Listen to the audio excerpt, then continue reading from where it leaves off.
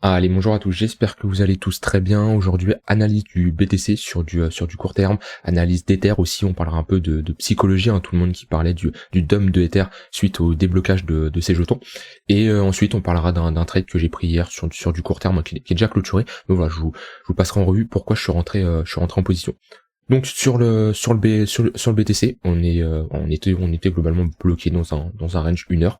On est en train de potentiellement le résoudre à la hausse. Voilà, on était globalement dans un range. On est venu chercher notre borne basse en confluence avec notre tunnel là ici 15 minutes et notre point pivot daily. On a structuré un W, d'accord. On est revenu faire un pullback parfaitement sur notre ligne de coup. Voilà, ça c'est ce qu'on veut en général quand on cherche à se positionner sur la continuation de tendance haussière. Comme je le dis, hein, quand on a une tendance qui est nettement haussière comme ça, les moyennes mobiles qui sont orientées à la hausse, le 15 minutes qui est au-dessus du 1 heure, tous les pullbacks sont des opportunités de longue, que ce soit pour l'intraday ou pour du swing trading. Ici on vient faire un magnifique pullback dedans, on structure un W, on fait notre pullback et voilà, on est dans un range, mais un range, quand il est précédé par une tendance haussière, a plus de chances de casser à la hausse. Donc pour moi ici, ce range-là a plus de chances d'avoir une poursuite de notre continuation haussière, avec toujours nos targets intermédiaires qu'on avait déterminés, qui sont la liquidité au niveau des 32 000 $. Pour moi, c'est un niveau où voilà, il y a de très fortes probabilités d'aller chercher ce niveau-là. Donc pour le moment, sur le BTC, on est quand même au range, hein, pour le moment on n'a pas de cassure, même si on a des signaux qui sont positifs. Je vais voir sur le MACD, ok, ici on avait une magnifique divergence haussière en 1 heure, d'accord. On a pour le moment un MACD qui est encourageant, pas de divergence baissière. Voilà, le momentum est bullish, on a clairement un flux. Je vais actualiser ça pour aller voir un peu d'order flow sur le BTC, mais en tout cas voilà, si on a une cassure de ce range là, on pourra tout simplement mettre des extensions. Ok, on prend le plus bas, le plus haut. Hop, ouais, c'est vrai que c'est inversé, faudrait que je les retourne, c'est un jour que j'y pense. On pourra aller chercher voilà notre extension de ce range là, donc entre nos 118 et nos 100% d'extension. Si alors bien sûr, ces extensions sont validées à partir du moment où on a cassé notre haut de range. Pour le moment on est sur résistance, donc je chercherai pas à me positionner. Puisqu'on est sur résistance, je ne chercherai pas à short le marché, hein, parce que comme je dis, on est dans un range, on a plus de chances de le casser à la hausse. On est un endroit où moi personnellement je ferai rien, soit j'attends un pullback sur, par exemple ici j'ai une confluence entre ma ligne de coup, point pivot daily plus tunnel 15 minutes. Ici on est venu faire un pullback, si on y revient, c'est un potentiel long. Pour moi on est déjà revenu une fois.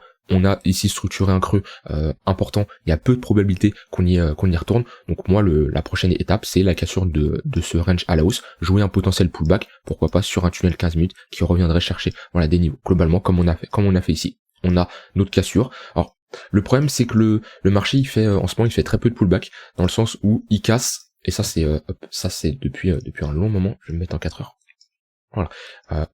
On l'avait déjà ici, ok. On a notre cassure du range ici, et on fait pas de pullback. Vous voyez, on consolide très peu, on repart à la hausse, on consolide très peu. Ici, il y avait une opportunité sur un pullback assez majeur quand même, hein, parce qu'on a quand même fait un moins 21%. Mais là, il y avait le contexte où tout le monde flippait un peu avec ce qui passait d'un point de vue fondin, hein, tout ce qui était avec l'USDC, avec Binance ou autre. Voilà, il y avait des petits problèmes, on va dire. Donc il y a eu très peu de gens qui ont eu les couilles de longue, on va le dire ici. C'était assez compliqué.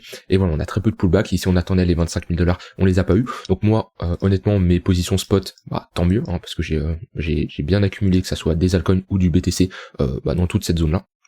Ok, donc tant mieux qu'on performe à la hausse. D'un point de vue swing, on laisse très peu de repli, très peu d'opportunités. Par contre, d'un point de vue day trading, hein, tout ce qui revient dans le tunnel 15 minutes, 1 heure, il y a des setups clairement qui s'enclenchent.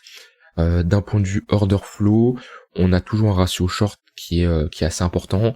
On a liquidé un peu de monde quand même sur cette hausse. On voit qu'on a liquidé pas mal de short. Hein. Il y a eu de la fermeture de position short. On a un funding positif, mais on n'a pas un funding qui est voilà, ce qu'il faut se dire, le funding, vous pouvez mettre une zone où globalement, tant qu'il n'excède pas les 0,01, on n'est pas sur une grosse euphorie. Quand on dépasse les 0,01, on peut parler de top temporaire. Voilà, donc ici on dépasse les 0,01, ok, top temporaire, etc. C'est globalement le funding entre 0,01 et pareil, moins 0,01, c'est pas la chose la plus importante à regarder. Par contre, dès qu'on les dépasse, on peut parler de potentiel top, hein, parce qu'on serait sur de l'euphorie, voilà, c'est tout simplement plus de long que de short, et inversement, si on est inférieur, comme on a ici, on peut parler également de bottom. Si je me mets sur du plus long terme, on va regarder ça en détail, mais hop, voilà, tout ce qui est en dessous, les les moins 0,1 et les 0,1, c'est, enfin, ce qui est à l'intérieur, on peut ignorer, hein, c'est-à-dire qu'on n'est pas obligé de prendre en compte le funding, et dès qu'on est sur des pics extrêmes, et ben on peut parler de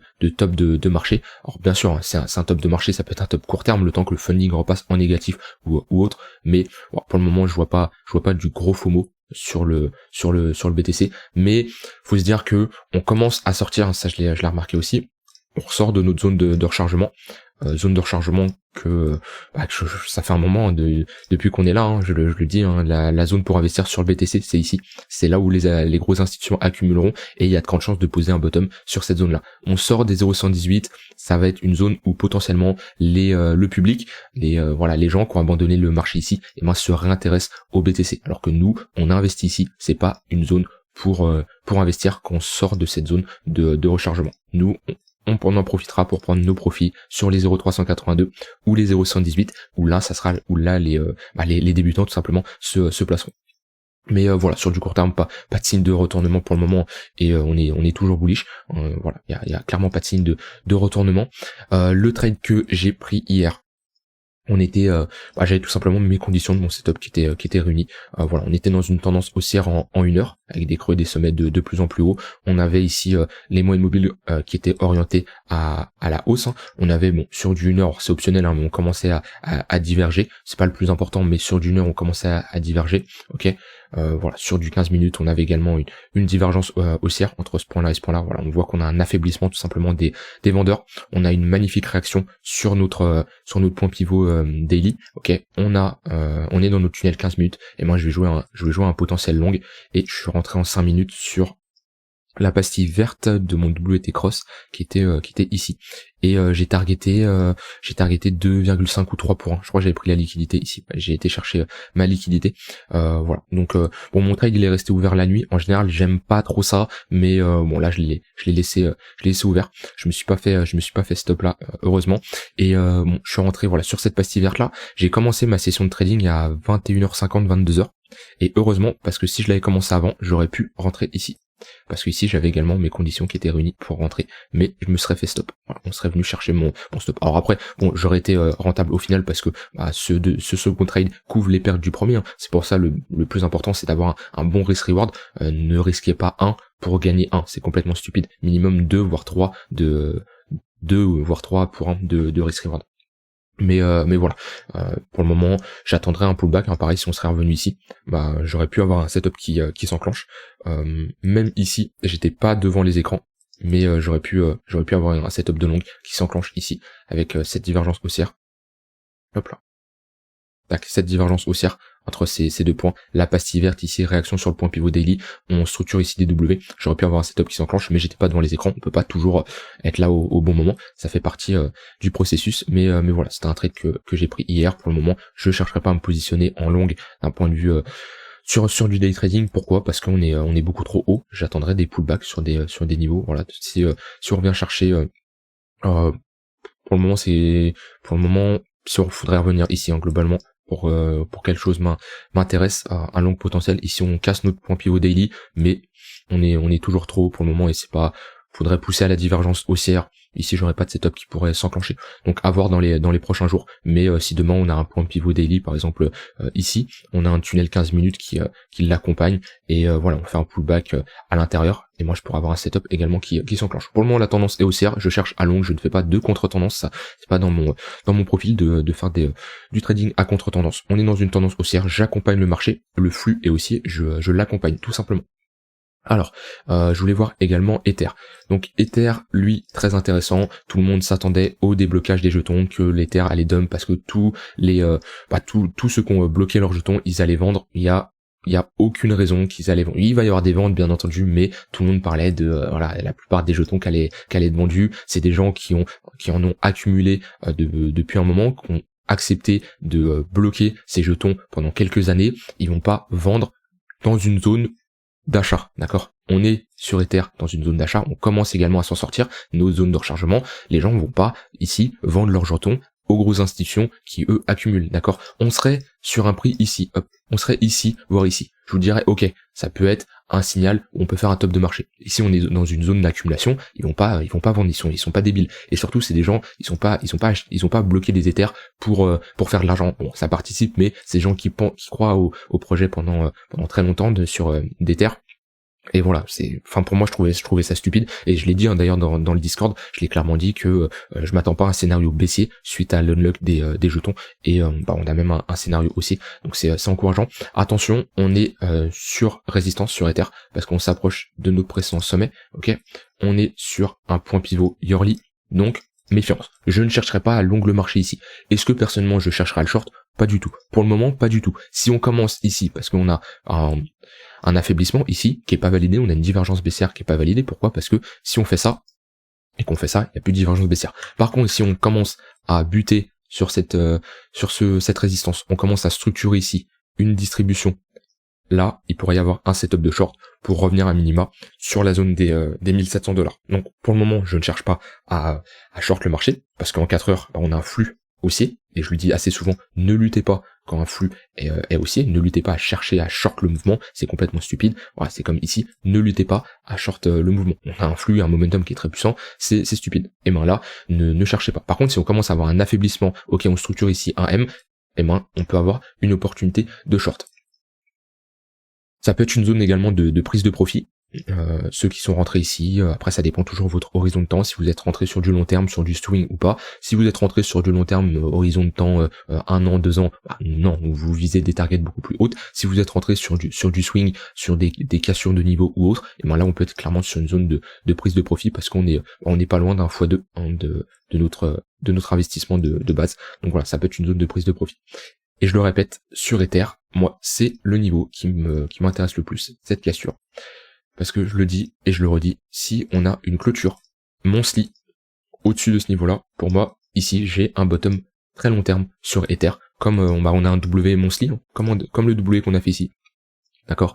On a notre cassure, on fait un pullback dessus, et hop, on part en tendance haussière. Alors, je dis pas parce qu'on valide ce W monthly que ça y est, c'est to the moon, mais pour moi, c'est un bottom qu'on ne cassera pas. Ces creux-là, ils seront maintenus, ils seront défendus, parce que là, on a la smart money, les grosses institutions qui sont rentrées. Donc, comme je dis, je ne chercherai pas à long le marché ici, mais si on a une cassure, pour moi ici, c'était tous les gens qui ont investi, comme je le dis, sur les $1250, c'était une très bonne zone, et il y a de grandes probabilités que vous êtes placé sur le bottom. Je voulais voir également ETH BTC. La structure weekly est toujours baissière. C'est pas parce que aujourd'hui Ether surperforme le BTC que ça y est, on repart. D'accord? On est venu faire un pullback ici sur notre ligne de coup de notre M, ok, après avoir structuré un WDI. On a rejeté, on est venu prendre la liquidité. Maintenant, à voir comment le marché réagit. Le but c'est pas de prédire, hein. Le but c'est constater ce que le marché nous donne et réagir. Pour le moment, moi je vois qu'on est bloqué dans un range. Si on casse à la hausse, ça serait très encourageant. Je veux une nette cassure et pas une réintégration. Je veux pas ça, d'accord? Je veux une nette cassure, un pullback, et là je pourrais dire ok, ici on a réintégré le précédent range. Ça c'était tout simplement une déviation et c'est encourageant pour la suite. Par contre, on peut être dans un range où on pourrait chercher notre target que j'avais mentionné déjà depuis un moment, c'est cette ligne de coup. On comblerait notre zone d'imbalance qui est ici, et on irait chercher l'extension de ce M. Hop. Voilà, on irait chercher l'extension, donc c'est une target tout à fait réalisée. Pour le moment, on est entre deux bornes et on attend la résolution. Voilà, j'ai dit ce que j'ai envie de dire sur le BTC. Moi, comme d'avant, je suis toujours bullish. Alors bon, il y en a peut-être qui vont me prendre pour un permabull. Non, je suis pas un permabull. Je m'adapte en fonction du marché, ce qu'il me donne. Pour le moment, le marché est bullish à preuve du contraire, hein. Si le marché commence à dessiner ici une structure baissière ou à casser des creux majeurs, voilà. Là, je dirais, ok, là, je changerai de côté. Pour le moment, c'est pas le cas, et on peut toujours aller chercher des targets, ok, beaucoup plus hautes. Donc voilà, je vous souhaite une très bonne fin de journée. N'hésitez pas à me poser des questions si vous en avez, et on se retrouve demain pour une prochaine vidéo. Bye bye.